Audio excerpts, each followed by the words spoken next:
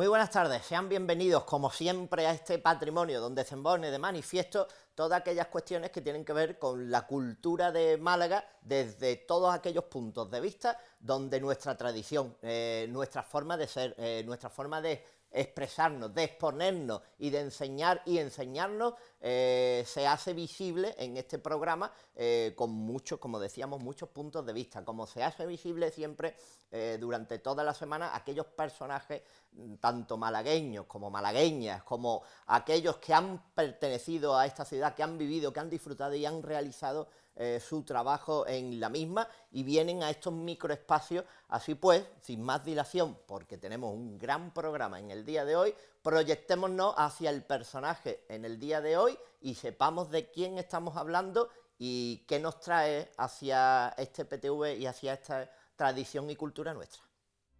José María Subirón Welling, filósofo, abogado, catedrático, académico, escritor y poeta, nació en Málaga en 1904. Se le incluye entre los poetas del 27 y los del grupo del 36, Rosales y Panero, entre otros. Su poesía fue muy cerebral, con claras referencias a la infancia, juventud, amor, tiempo, soledad y otras vivencias más personales. Estudió el bachillerato con los jesuitas en el Colegio San Estanislao de Cosca y Derecho en la Universidad de Granada y luego también la carrera de Filosofía y Letras. Publicó en 1928 su libro poético Conjunto. Pasó muchos años viviendo en el extranjero. En 1931 se encontraba en París y allí estableció amistad con Pablo Neruda y Manuel Alto Laguirre. En la ciudad francesa conoció a su futura esposa y publicó sus poemas en la revista Caballo Verde. De 1932 a 1953 vivió en Chile, donde Subirón fue catedrático de literatura en la Universidad Católica de Chile y director de la editorial Zig-Zag de Santiago. Regresó a España en 1953 y empezó a trabajar en Madrid en el Instituto de Cultura Hispánica, en la que desempeñó la cátedra Ramiro de Maeztu y como subdirector de la revista Cuadernos Hispanoamericanos. Esa revista la dirigía Luis Rosales y participaban en ella, entre otros, Leopoldo Panero y José García Nieto, que era secretario. Publicó muchos artículos en revistas y periódicos y reunió sus ensayos en Compromiso y Deserción y Príncipe de este siglo, la literatura moderna y el demonio, 1967. Fue un activo escritor de poesía en la que cultivó un cierto neorromanticismo. También publicó varias novelas. Por edad podría situarse al poeta malagueño entre los más jóvenes de la generación del 27, pero en realidad el verso de Subirón alcanzó su depurada madurez después de 1940 y es la suya una poesía raspada por la angustia y la melancolía de los neogarcilasianos, de los poetas de la generación del 36. Académico de la Real Academia de Bellas Artes de San Telmo y miembro honorario de la Academia Chilena de la Lengua, ostentando premios y títulos como la Orden al Mérito de Chile, comendador de la Orden de Alfonso X el Sabio y comendador de la Orden de Isabel la Católica. José María Subirón Welling murió en Málaga en 1973 a los 69 años de edad. Otro de aquellos personajes que se diluyen un poco en nuestra historia, pero que están muy presentes tanto en su obra, en poética, como hemos visto, como también en su obra social en Málaga. Y los apellidos precisamente son de aquellos que se han quedado porque los familiares y las familias han pervivido hasta nuestros días. Y buenos amigos, tenemos Subirón, precisamente. Hablábamos de un académico, de un poeta, de un escritor, de un abogado, y prácticamente hay muchas cosas que coinciden con el personaje, con la persona y con el artista que tenemos hoy en nuestro programa. Ha estado en otra ocasión también con nosotros, pero hoy es el protagonista único, José Manuel Cabra de Luna. Muy buenas tardes. Buenas tardes, Paco. Presidente precisamente de esa academia a la que hacíamos alusión. Veíamos uno de sus primeros comienzos en la Plaza de la Constitución. Eso es. Ahora ya reubicándonos nuevamente en ese museo de Málaga, en unas instalaciones previstas, pero hablamos de presidente, hablamos de abogado, hablamos de coleccionista, hablamos de poeta, de escritor, y hablamos de un artista que está de enhorabuena, porque siempre que un artista expone se presenta a los demás con una gran exposición, en este caso en el CAP de Vélez Málaga, pues se está de enhorabuena, y sobre todo porque se va a proyectar hasta el mes de junio, y tiene muy buena crítica en este mes que lleva ya la exposición, sí. Ha tenido muy buena crítica y así también ha tenido muy buena acogida, y por eso también está entre hoy en nuestro programa. Pues muchas gracias. Por cierto, yo no conocí personalmente a José María Subirón, pero sí conozco bastante bien su obra. Incluso el primer libro que ha aparecido entre los que habéis puesto, Poesía entera, hace muchos años que llegó a mi biblioteca. Y destacaría una cosa también, entre otras de las que se han dicho, y es que él tiene una parte muy importante, hoy eso no está de moda, de poesía religiosa. Y verdaderamente es, pero de una religiosidad desde casi la filosofía, porque él tenía una buena formación filosófica, ¿no? Y bueno, pues es un autor importante en nuestras letras. Yo lo conocí gracias a que yo tenía amistad con Alfonso Canales y entre ellos eran muy amigos. Ajá. Y entonces efectivamente él me recomendó que lo leyese y yo lo hice, y por eso, en fin, lo conozco su obra bien. Además, llegó a ser pregonero de la Semana Santa de Málaga, sí, con lo cual también dentro de ese pregón, bueno, existe pues determinados elementos poéticos en el propio pregón. Claro, y bueno, la familia, como tú muy bien has dicho, es de una hondísima raigambre malagueña, y este año mismo el pregonero ha sido uno también de sus sobrinos, nietos. Exactamente, de su tiempo. En este caso y además compañero de medios de comunicación, con lo cual Santi ha estado muy arropado, y evidentemente decía, es el segundo pregonero de la familia. Además, familia de abogados, Principalmente, claro, yo conocí muy bien a Agustín, el abuelo de Santiago, a Sebastián, en fin, gente entroncada con el derecho y con el periodismo. Y otro José María Subirón, que hay por ahí. Hombre, también. Claro, por supuesto, que buen amigo también. Dos buenos hermanos, uno en Parce Maza y otro en que también lo hemos tenido precisamente aquí. José Manuel Cabra de Luna, decíamos exposición en el CAP de Vélez Málaga, Francisco Hernández, el nombre completo, que se le da completo a ese CAP de Vélez Málaga, exposición que se inauguraba un viernes ya hace 2 o 3 semanas, anteriormente al Festival de Cine, y queríamos tenerte hoy con nosotros precisamente pues para exponer esa exposición y hablar de ella, donde esa abstracción geométrica tan característica en tu obra a lo largo de estos años queda reflejada nuevamente con una obra efímera, como es ese mural, el gran mural de 55 metros cuadrados, y después obras de menor tamaño, tanto pictórica como escultórica. Sí, porque, bueno, yo tengo una gran versatilidad en mi obra, es decir, lo mismo hago un cuadro de 2x2, que eso, como cuadro, es tremendo para moverlo, es tremendo, que hago obra muy menor. Esto ya está ocurrido, no me quiero poner penoso, pero como entre otras cosas de mis padres, que ya no vive ninguno, heredé un buen reuma, pues entonces las manos no me permiten trabajar con grandes formatos demasiado tiempo, y cuando me da un ataquillo, que es con mucha frecuencia, entonces no puedo trabajar grandes formatos y me voy al formato pequeño, que tiene una virtud. Y es, primero, que es muy a la medida del hombre, tanto de la mano como del ojo. Y por otra parte, me permite ir haciendo investigación muy rápidamente, porque el cuadro pues tardo menos en hacerlo, ¿no? Cuando decíamos abstracción geométrica, nos estamos refiriendo precisamente a las imágenes, precisamente también del mural al que hace referencia, que estamos viendo ahora en imágenes. Estoy muy contento de haber hecho esa obra, porque, bueno, si cabe decirlo así, fue bueno, una condición que puse, no, una solicitud que hice, de decir, me gustaría muchísimo hacer una obra efímera, porque en las grandes exposiciones que he realizado siempre la hago. Y siempre me preguntan lo mismo, pero ¿no te da pena que esto, cuando se acaba la exposición, se acaba esto y se pierde? Digo, absolutamente, pero es que más pena es que una niña guapa le lleguen los años y envejezca, ¿no? Entonces, bueno, todo lo bello es efímero, la rosa lo es, todas las flores lo son, la belleza de las personas lo es. Entonces, esto tiene la misma naturaleza.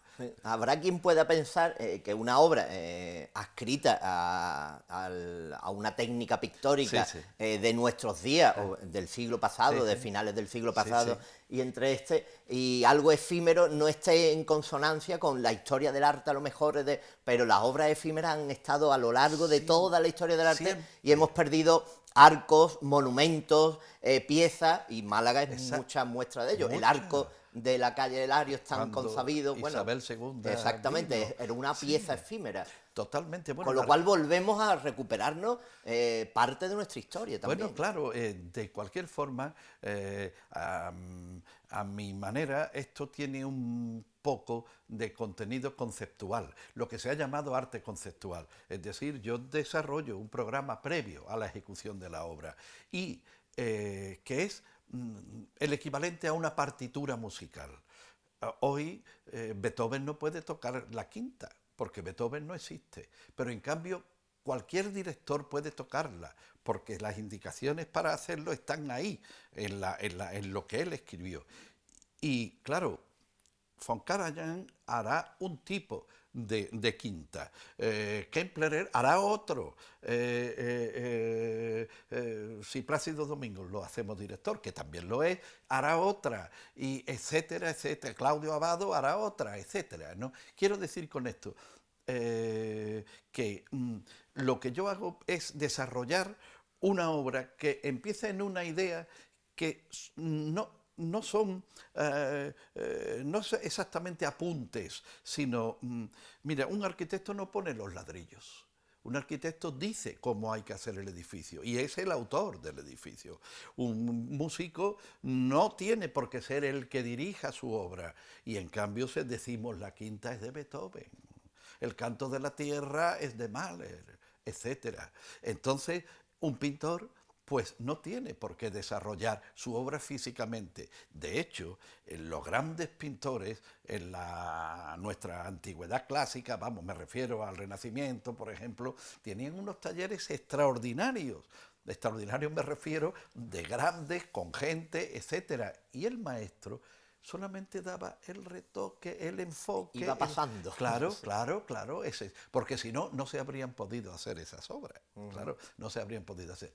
Eso es lo que ha ocurrido con el mural de Belén Málaga, porque yo no lo podría haber hecho. Y aún así, con la ayuda estupenda de algunas personas, sobre todo de una cuyo nombre quiero decir Placentino, pues pintor también él mismo, le metimos mano a eso hacia la mitad. Yo decía, si lo llego a saber, no lo hago. Estaba absolutamente desesperado de ver cómo eso pedía pintura y pedía tiempo. Pero después de eso, la verdad es que conseguimos una cosa que tiene una particularidad. Yo había hecho otras muchas veces murales muy grandes, de 18 metros de largo por 3 de alto, pero no. Esto tenía una característica singular, y es que era una habitación que, salvo la entrada, todo lo demás estaba pintado. De modo y manera que uno, cuando se ponía en el centro de la habitación, cuando se pone en el centro de la habitación, es como si se sumergiera en la obra. O sea, la obra te penetra a ti por todos lados. Y tú das una vuelta completa, un giro de 360 grados y te lo vas encontrando el color por todos sitios. Y eso a mí mismo, como experiencia, me ha interesado muchísimo. Cualquiera que la vea, que la pueda Sí. apreciar y que todavía hasta el 7 de junio, ¿no? No, quizás esté un poco más, Pues casi hasta el final de junio con un poco de suerte. pues puede apreciar que también es una simbología de la propia vida. La vida es efímera, el paso Totalmente, de la vida más efímero todavía. más Hablabas todavía. de esa mujer Sí, sí, sí. como una rosa Sí, sí, sí, sí. que se engalana, es bella, hasta que el paso de la vida, Claro. como evidentemente Luego nos llega a vendrá todos. otra clase de belleza, Y pero esto es esa una, no. una obra de vida, de Sin colores, de duda, sin sensaciones, duda. porque como tú bien decías, si nos ponemos y nos plantamos en mitad de la escena, de la escenografía, Sí, sí. cada uno tendrá una sensación y les recordará quizá un momento de su vida. Sí, porque, mira, hay un escritor de origen, curiosamente, de origen español, en tanto era sefardí, pero de nacionalidad búlgara, que le dieron el premio Nobel, hará unos 25 o 30 años, Elías Canetti. Canetti, con 2 T's, es Cañete, nuestro Cañete, que al irse a Bulgaria se italianiza y se hace Elías Canetti. Bueno, pues Elías Canetti tiene una frase que yo se la he robado y que ya la he hecho mía. Dice: aunque solo fuera por los colores, merecería la pena vivir eternamente. Te respondo, el que se instala allí dentro empieza a tener otra sensación diferente. El color transmite alegría, transmite tristeza, transmite melancolía, transmite espiritualidad, pero para cada uno transmite todo eso. Y colocado donde está y como está, pues entonces se le potencian esos sentimientos. Eso es al menos lo que yo he intentado. Y aunque parezca que es una obra fría, absolutamente, porque tú no ves nada más que formas y colores, no, que va, yo creo que la obra es absolutamente caliente, está viva, es cálida, ¿no? Bueno, cualquiera que la observe, lo que puede contemplar también es al personaje, es decir, al pintor. En este caso, cualquiera puede evidenciar una minuciosidad y una pulcritud en todo lo que hace, Bueno, en todas las formas, ¿no? yo, Aunque después sea un atolondrado en la vida cotidiana en otros aspectos, ¿no? Intento no serlo nunca, Claro. intento no serlo nunca. Tengo épocas más serenas y épocas menos, pero yo intento no ser atolondrado nunca. Y desde luego lo que sí tengo es lo que los psicólogos y psiquiatras llaman neurosis de perfección. Es decir, yo no puedo ver, por ejemplo, yo he colocado el iPhone así, porque nunca lo podría haber hecho así, nunca. Yo lo tengo que colocar así, todo lo más lo puedo colocar así, etcétera. Entonces, esos son mis cuadros. Mis cuadros tienden, de alguna manera, a hallar una estabilidad, una serenidad, y eso yo lo consigo a través de la idea de perfección. Es decir, las cosas tienen que estar muy, muy bien hechas. Para mí, para otras personas, esa forma de mirar es una limitación e incluso una condena e incluso una cosa contraria al propio arte. Yo no lo veo así. Claro, hay mucha gente que habla del desorden ordenado. Claro, pero bueno, eso, los fractales son así, pero detrás de los fractales están las líneas que forman unos ángulos interminables, como unos bolsos que, por cierto, han sacado ahora, Sí, y que están hechos a base de triángulo y adquieren todas las formas, porque son formas universales. Claro. Con el intelecto y con el conocimiento se disfruta menos de la vida o de determinadas cuestiones de la vida. Es decir, el conocimiento hace que disfrutemos menos precisamente por tener ese conocimiento y estar buscando la perfección. Te voy a responder con una cosa que parecen contrarias, pero yo creo que no lo son. La primera es, el conocimiento. ¿Realmente alcanzamos algo del conocimiento? Exactamente. Eso lo dejo en la pregunta, porque no tiene respuesta. Y lo segundo es, hay algunas frases en la exposición que yo le he facilitado a la directora del centro, que por cierto ha montado ella sola la exposición sin mi colaboración, porque yo no la he querido tener. Le he dicho, no, Mariluz Reguero, eso lo haces tú. Yo pinto los cuadros, tú los cuelgas, y cada uno con su arte, porque eso es un arte. Bueno, pues decía que la frase que he llevado, entre otras, es de Borges, y dice, Borges, las secretas aventuras del orden. Las aventuras del orden son diferentes de las otras, pero son aventuras también. Los laberintos no son más que unos refinadísimos ordenamientos. Y cualquier laberinto pues tiene un secreto, tiene un misterio, tiene una atracción. O sea que hay muchas maneras de abordar el arte. El arte como misterio que es, surge, como decía San Pablo, del espíritu, sopla cuando quiere. Ujú. Siempre recuerdo en el estudio de la carrera de arte, ese blanco sobre blanco Sí, que nos sorprendía a los alumnos sí. cuando entrábamos en contacto con esas formas geométricas, con esa color sobre color y Sí. con el sentido de los colores del que estás hablando. Y eso yo creo que es una de las primeras obras que abre la puerta y la ventana junto a otras que vienen de mucho más atrás, pero es un impacto, ¿no? Me, La denominación, más que la obra en sí. me encanta que me hagas esa pregunta, que es la contestación clásica, pero te diré, hace unos días, pero unos días son 4 o 6 días, he estado escribiendo sobre esa obra. Es de 1914, de Kazimir Malevich. Posiblemente tengamos la suerte de poder verla en Málaga, en una exposición sobre Malevich que está organizando el Museo Ruso, porque me la han soplado, no porque yo sepa cosas de estas. Bueno, Bueno, hay apellidos comunes ahí, ¿no? sí, sí, eso. Pues hay una cosa, efectivamente, esa para mí es una obra cumbre en el arte del siglo XX y sobre todo es el momento en que la pintura llega casi, casi a la nada.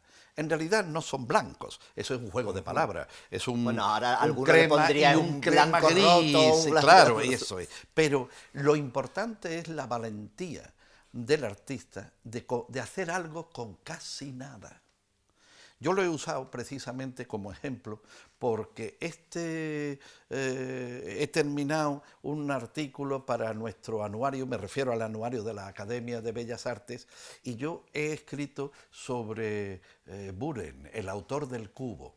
Entonces, claro, decía que él es un artista que en un momento dado decide por no contar historias, por no contarse a sí mismo, sino por penetrar todo lo más hondamente que pueda en algo no subjetivo. Y entonces, pues bueno, hace una raya de como si fueran bandas de tela, de los, vamos, de las cosas estas que cuelgan en las casas. ¿Ve? El Alzheimer ya me hace estas pasadas, ¿no? Pero bueno, quería decir que Buren es un hombre que lleva el arte a un casi, casi a un grado cero, pero eso está precedido por la extraordinaria obra de Malevich, 1914. Vamos, nuestros abuelos estaban naciendo, vamos, Claro, los estamos míos, hablando de los comienzos de la Primera Guerra Mundial. eso es, exactamente. Y por eso te respondo, importante, ¿no? Importantísimo. Esa obra es importantísima. En esto hay que pensar un poco, ser muy humilde, porque si eso lo hace alguien, no es para reírse de nosotros, es porque su aventura intelectual lo ha llevado ahí. Y bueno, unas veces acierta, otras se equivoca, pero lo que está haciendo es exploración en un mundo desconocido. Claro, porque hay muchas personas que nos estén viendo ahora que puedan pensar, como tantas otras a lo largo de las décadas, desde que el arte moderno se pone de manifiesto. Y bueno, moderno, hablamos de moderno y estamos hablando de principios del siglo XX, con lo cual ya la modernidad se va quedando Por totalmente supuesto, nuestros abuelos. nuestros abuelos, con lo cual, pero hay mucha gente que puede llegar a pensar lo que tú vaticinabas o Sí, comentabas, que se están quedando con nosotros, pero eso en es el muy quedarse correcto. con nosotros habrá unos que se queden, pero cuando es arte y es verdadero, se ve a primera vista. Son una búsqueda de la emoción desde otros parámetros diferentes. Nosotros estamos acostumbrados, tú que conoces muy bien el mundo cofrade, a que los sentimientos nos los despierten, pues figuras humanas que representan a una Virgen, a un Cristo, a los discípulos, etcétera. Eso nosotros lo tenemos completamente asumido. Pero llegar a la emoción a través de otras vías es más difícil, pero exige una educación, simplemente. Y educándonos disfrutamos también, porque hay quien cree que lo uno es enemigo de lo otro. Y para Y no nada. es así, nunca. La tradición existe, pero la tradición forma parte de nuestro yo, lo queramos o no lo queramos. ¿Me permite un ejemplo? Sí, nosotros estamos muy acostumbrados a hablar del libro de la vida. Pasas unas hojas, viene la siguiente, pasas otra, viene la siguiente, y pareciera como si los días que se van yendo se van como a una especie de desván. A mí me gusta mucho más hablar de los libros chinos que no se cosen por un lado, sino que se despliegan. Entonces, cuando tú despliegas un libro, todo está en un mismo plano y no hay ni lo principal ni lo accesorio. Todo es un plano. Por eso, posiblemente, el arte, la historia del arte es eso. La tradición nos constituye, lo queramos o no. Mi obra está cerca de muchos autores del Renacimiento, sobre todo de un Piero de la Francesca, que era el geómetra de la pintura.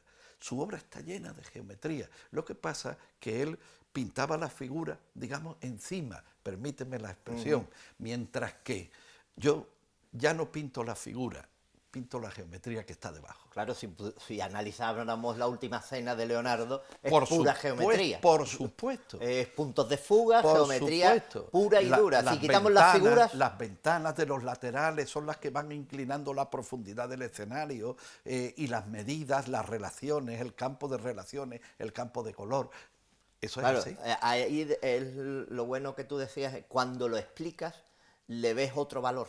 Claro. Y cuando te explican las cosas con sentido y porque verdaderamente son atractivas artísticamente hablando, tienen un sentido. Y un ejemplo al respecto, sí, entre el mundo de la imagen, el, sí, mundo cofrade al que hacías antes alusión, hemos tenido el ejemplo de la obra de Eugenio Chicano, sí, que quería ser retirada, ocultada, cuando se estaba refiriendo a Cristo y a la Virgen con un aspecto diferenciador que nada tenía que ver con aspecto artístico, porque la devoción existía en las personas que se han criado con esa obra pictórica. Por supuesto, es así. Nosotros desde la Academia hicimos un escrito que apareció en algún medio y en el que decíamos exactamente lo que tú acabas de comentar, que esa obra había servido como objeto para despertar la devoción de mucha gente durante muchos años,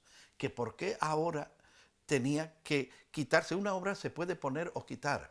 Lo que no puede hacer nadie es destruir una obra de arte gratuitamente. Ahora, colgar el cuadro o no colgarlo, poner la imagen o no ponerla, por supuesto, uno no se condena cuando compra un cuadro a tenerlo colgado en su casa, porque a los cuadros se le toman manía, igual que a las personas y a nosotros si mismos. Se asocia con algo, ¿no? No, y si empezamos, y hay muchas veces, ya estoy cansado del terrojo, bueno, venga, vamos a darle la vuelta y hacer como los japoneses, que tienen muchos cuadros, las personas que tienen mucho patrimonio, pero cuelgan 2 o 3.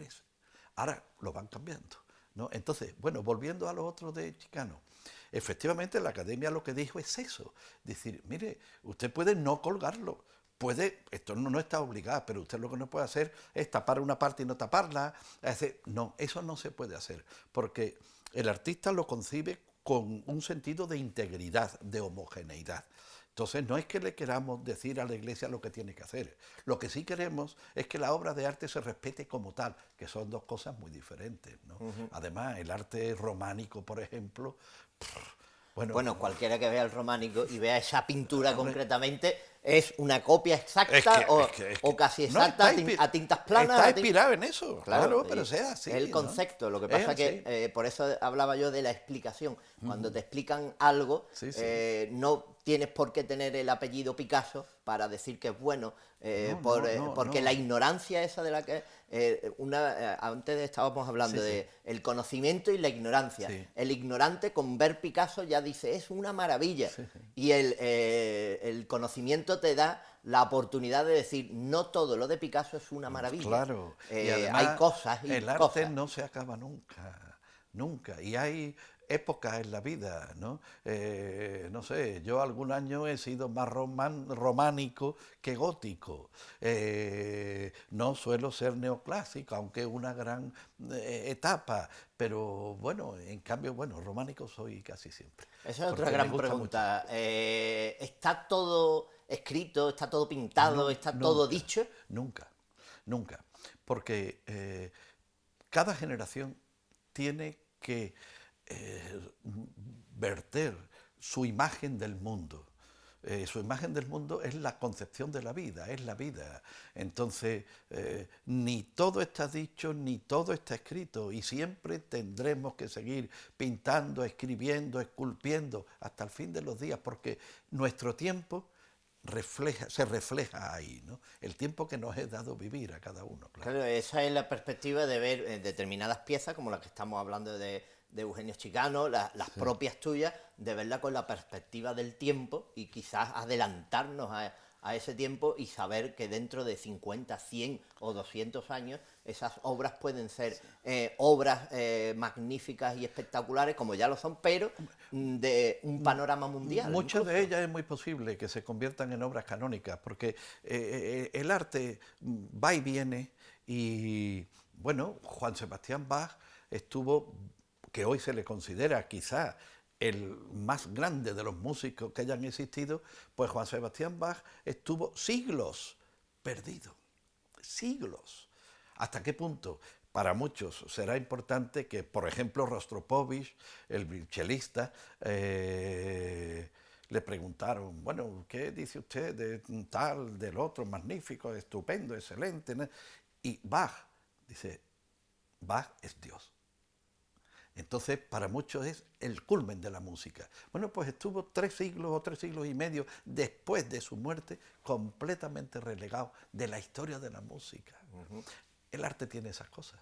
Pues el arte tiene esas cosas y nuestro vocabulario, la forma de interpretar todos aquellos sentimientos y aquellas expresiones que soltamos por las boquitas, en Málaga tiene mucho que ver y nosotros siempre lo traemos a este programa también. Así pues, sepamos en el día de hoy qué frase, qué palabra o qué concepto hacemos alusión en nuestro pequeño microespacio en torno al vocabulario y a las expresiones malacitanas o malagueñas.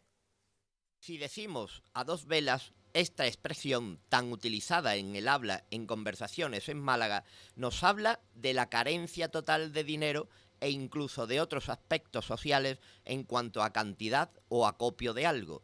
Parece ser que el contar los dineros perdidos por parte de la banca a la luz de las 2 velas se asocia a la misma, pero además esta expresión lleva consigo un gesto de señalar con 2 dedos desde la nariz a los labios para incidir así visualmente en aquello de estar a 2 velas, o estar tieso, o no tener pa' nada.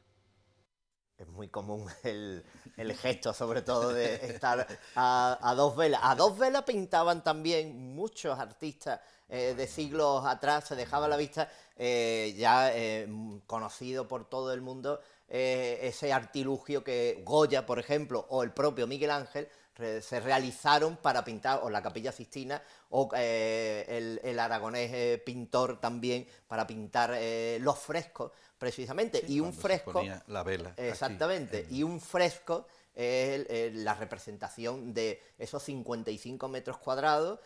Anteriormente hablábamos con José Manuel Cabra de Luna, que es el autor y quien expone en el CAT de Vélez. Anteriormente ha habido una obra a escala, a 1,20, una maqueta a escala para recrear la visión de todo el conjunto, ¿no? Sí, porque yo desgraciadamente no sé manejar el ordenador hasta ese extremo, vamos, hasta casi ningún extremo. Pero, y me sirvo para este tipo de cosas de maquetas físicas, es decir, hice una escala 1,20, una habitación. Esa obra no quedará efímera. No, bueno, yo no sé la verdad, ahora mismo ni dónde está, acaba uno tan cansado que no lo sé, pero... entonces esto me servía porque yo iba sobre otro papel dibujando la forma, compensando, cambiando el color. No, este rojo es muy intenso, este hay que quitarlo, vamos a aclararlo, vamos a darle. Entonces el verde se me iba para arriba y claro, tienes que modificarlo a su vez, porque esto, en el fondo hay un sistema equilibradísimo donde forma y color tienen que ir compensados. Porque no olvidemos una cosa, que esto sí es algo que he aprendido a lo largo de mucho trabajar con los colores. El color no es, está. El español tiene esa diferencia. Estos 2 verbos nos sirven maravillosamente. El color no es quiero decir que el amarillo no es siempre el mismo amarillo, aunque sea el mismo objetivamente hablando, aunque no lo toques. ¿Por qué? Pues porque un amarillo así tiene una intensidad de color, pero si lo pones dentro de un campo verde, fuerte, entonces tiene otro. Y si lo pones dentro de un negro, completamente diferente. Y si lo pones dentro de un blanco, completamente distinto.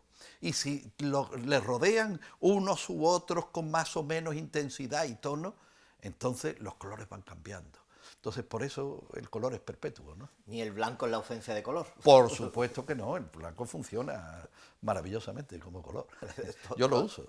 Totalmente, hasta con la goma, Sí, cuando sí, se sí, hace el sí. blanco en la goma. Decíamos y hablábamos de esa exposición que también, evidentemente, además de pictórica, es escultórica, porque tiene muchas muestras, Y hasta casi 100 piezas se van a... no, se pero no exponen. solo de escultura. Hay pintura, hay escultura, pero una escultura muy singular. A mí, yo no soy un tallista de la madera, aunque lo he hecho, pero hace muchos años que eso ya no lo puedo hacer por mis manos.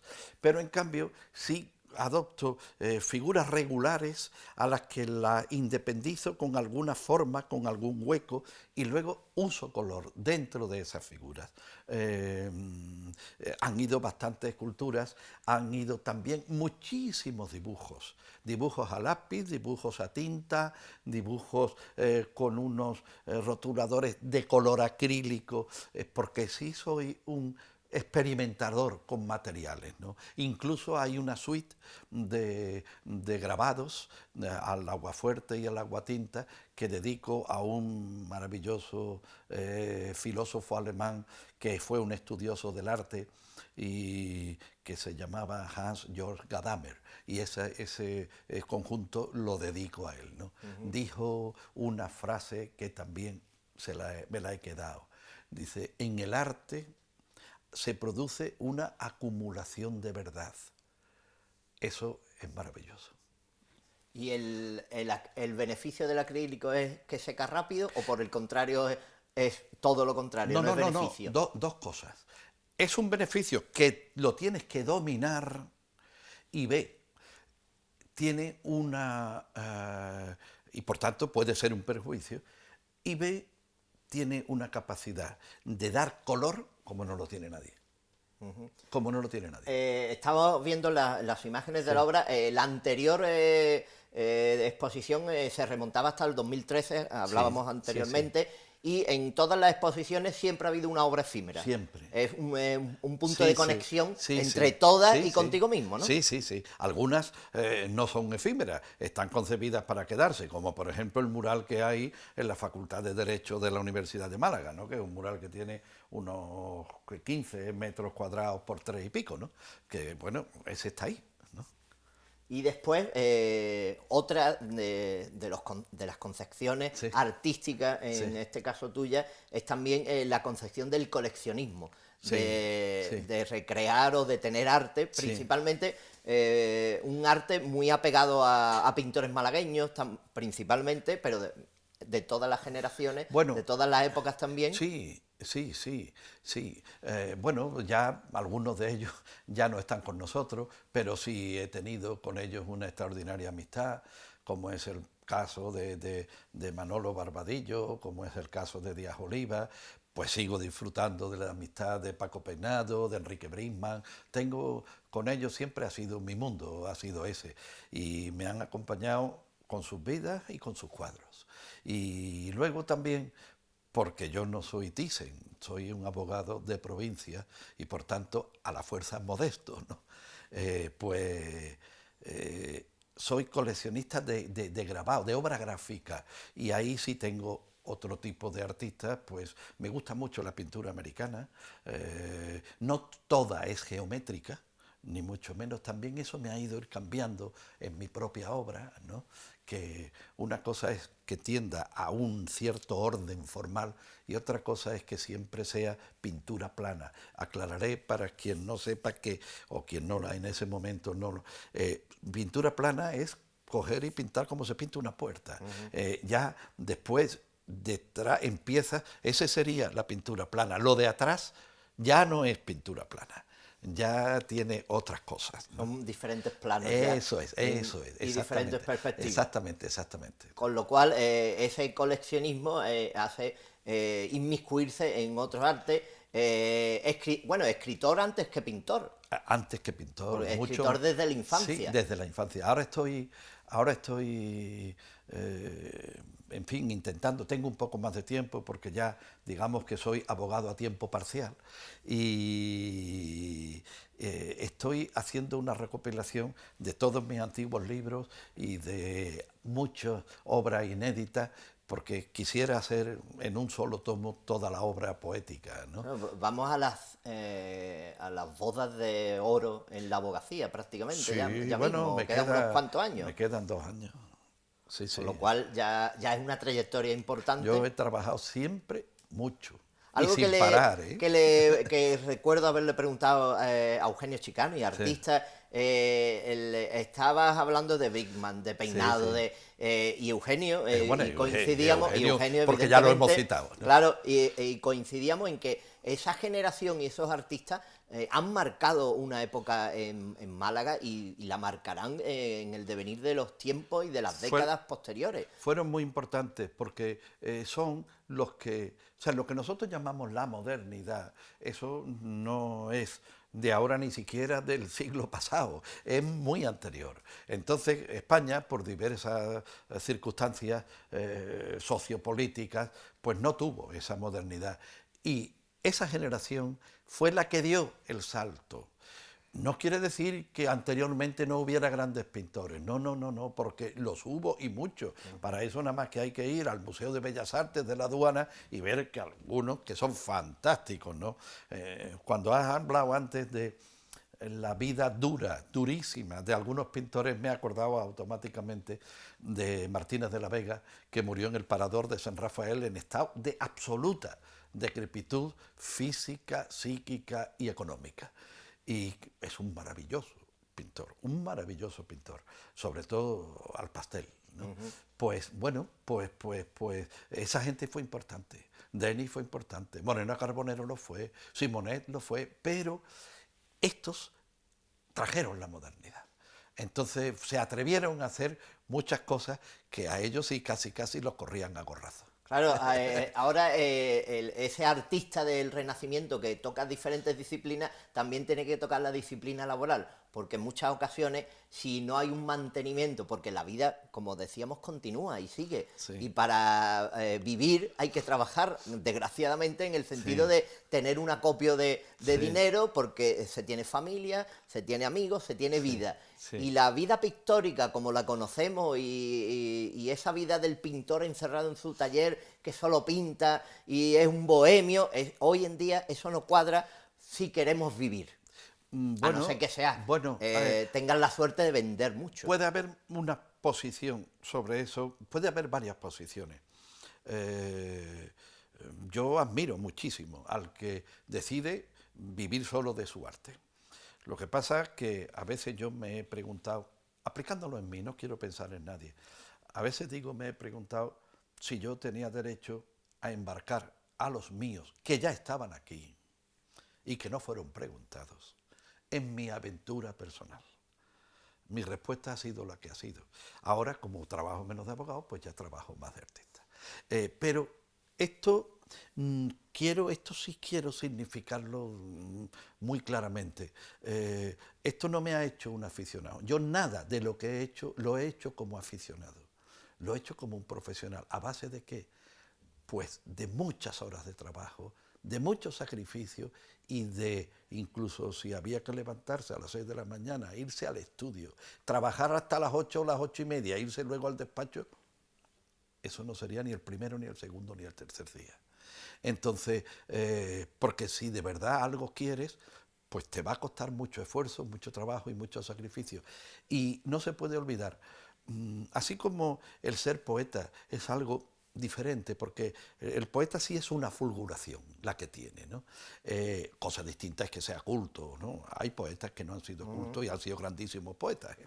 Pero, Miguel Hernández. Pero así como el poeta no es, un oficio, en cambio el de pintor es un oficio. y hay que aprenderlo de una u otra manera, en esta o aquella técnica. Incluso uno que te inventes tú lo tienes que aprender y lo tienes que dominar para luego olvidarlo, porque el oficio nunca suple a la falta de creatividad. La creatividad es un don y hay que verlo así y agradecerlo así. Claro, como decía Picasso, si me coge la inspiración, que me coge pintando. Me cogerás pintando. Claro, porque estoy trabajando todo el día, Claro, con lo claro, cual claro. La inspiración vendrá y yo estaré pintando. Eso es así. Y estaré trabajando, Eso es las así. circunstancias. Como se estará trabajando igualmente en esas bellas artes y en ese San Telmo, que ahora, gracias a Dios, lo tenemos más apegado, digo el nombre de San Telmo, Sí.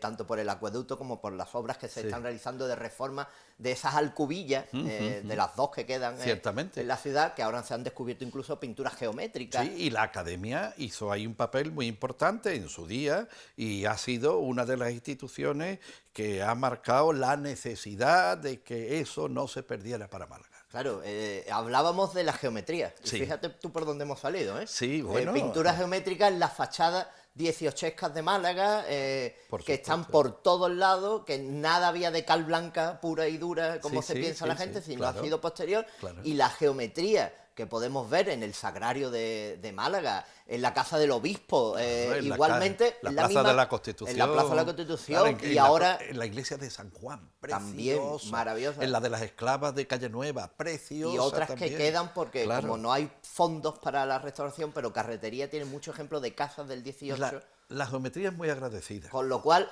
estamos hablando del siglo XVIII y nos estamos transportando a pinturas, como hemos visto en tu caso, donde la geometría es fundamental, además del color. Fundamental. Es la que establece un principio de orden.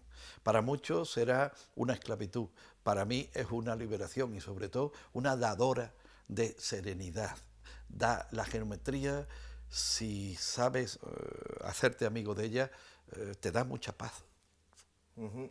Ahí estoy recordando una película en el que por la geometría y por la persistencia en unas manías, el protagonista de la película no cruzaba nada de loseta o losa Hombre, que no claro. tuvieran una geometría. Bueno. Es una película fantástica Por y supuesto, maravillosa, ¿no? por supuesto. Porque es lo que antes argumentaba. Si yo estoy feliz así, dentro de que no haga ni Daño daño, a nadie, ni claro. persista en mi interés, ¿por qué no lo voy a conseguir? Lo mismo es, que uno está consiguiendo eso feliz por Eso es, alcanzar metas, eso ¿no? Eso es. Para mí, el artista, entre otras misiones, tiene la de ser un buscador de belleza. Y la belleza puede estar en todos lados.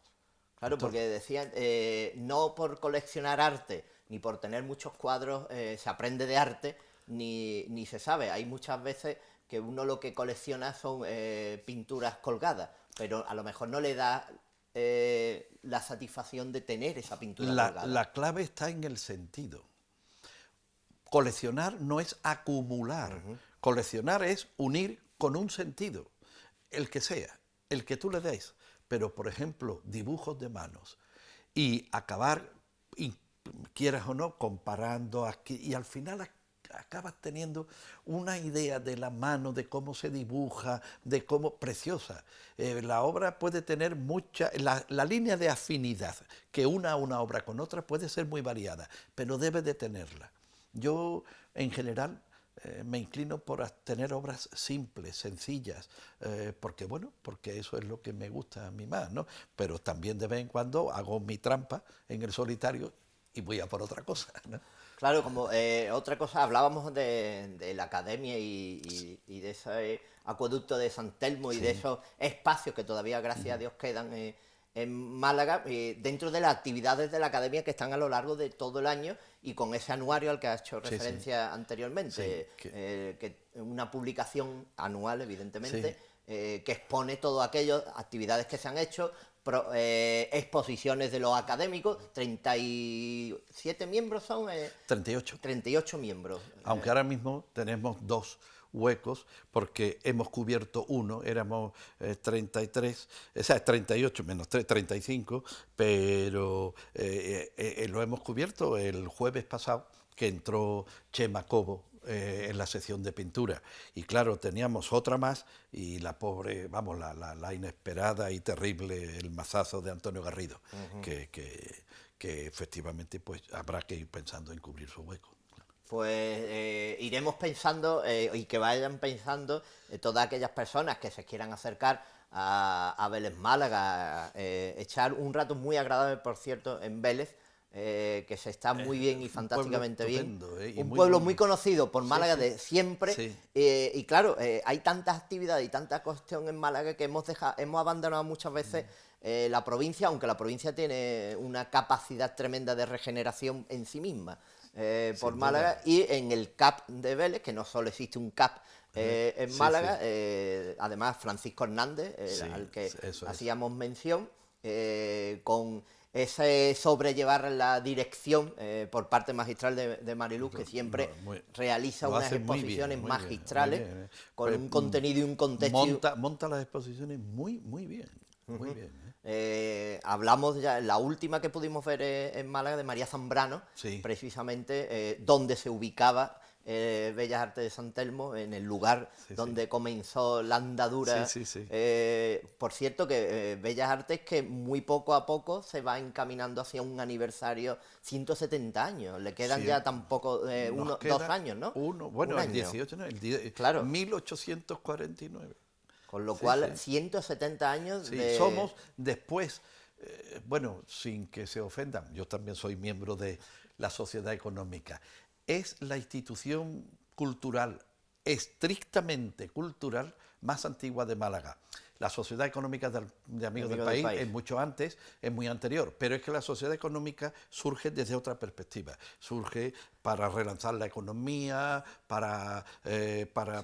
asociada a las vides, a la vendimia, a la industria, a las bellas artes, etcétera, etcétera. Es decir, no es solo cultural. En cambio, la Academia de Bellas Artes surge como una institución estrictamente cultural. Y bueno, ya eso en un mundo anglosajón, 170 años sería para tener todas las tradiciones del mundo. Para estar orgulloso, como lo estamos, de José Manuel Cabra de Luna, por la obra, por el conocimiento y por todo lo que aporta a esta ciudad, y siempre es un gusto tenerlo en el programa. Muchísimas gracias y bueno, estoy a vuestra disposición para cualquier cosa. Recordemos, CAT de Vélez Málaga, se proyectará hasta finales de junio, posiblemente, ¿no? Sí, hasta más o menos. Además, la firma está la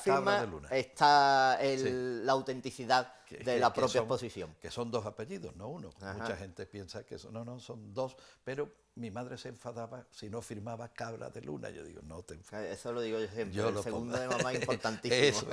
Así que, José Manuel, muchas gracias por estar con nosotros y nos veremos como siempre por Málaga. Y a todos vosotros, muchas gracias. Y nosotros nos veremos el próximo lunes en este patrimonio que ya saben, como les digo siempre, que es nuestra tradición, estar aquí con todos ustedes.